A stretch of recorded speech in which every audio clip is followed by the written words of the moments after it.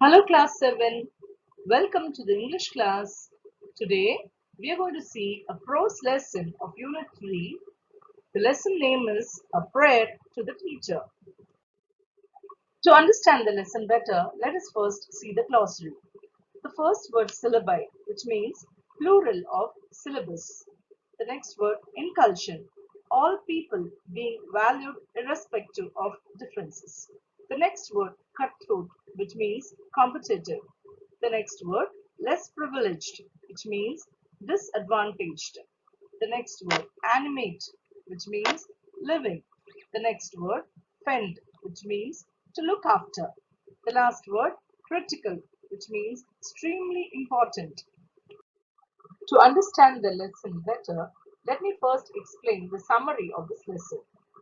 This lesson is a convocation address given by Subroto Bagchi, the founder and CEO of Mindtree, for the graduating teachers, their faculty and administrators.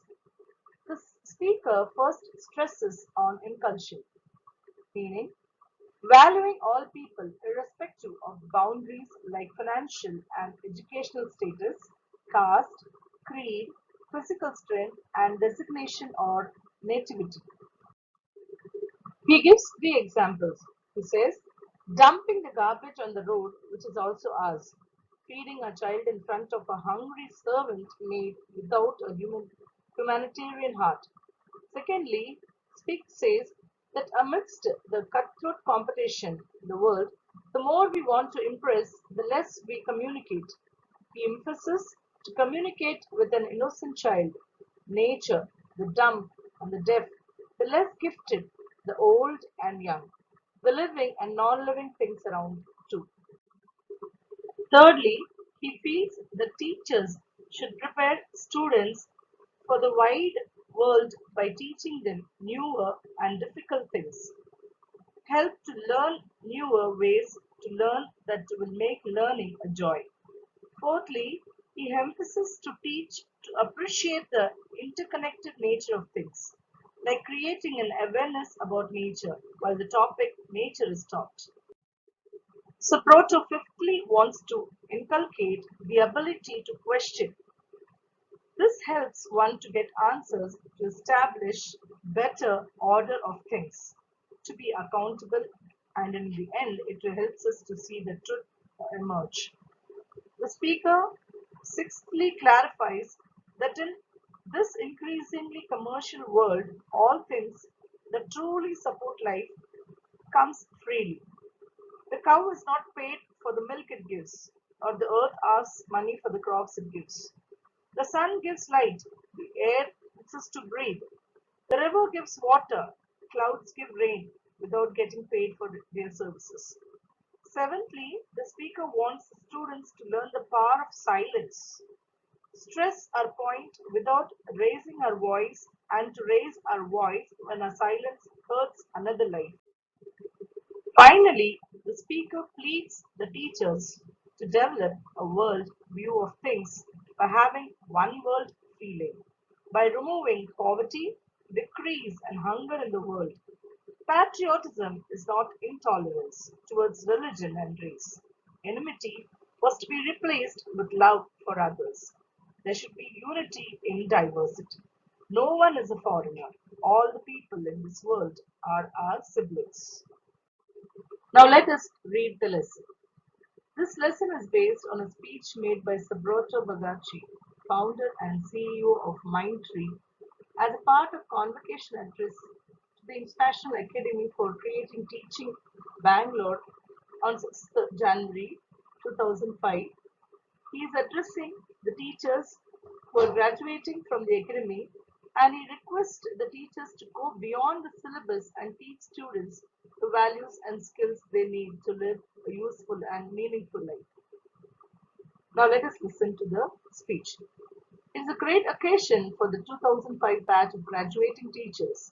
It is also a great day for the faculty and administration to have given the world another set of people whose impact is going to be proportionately large.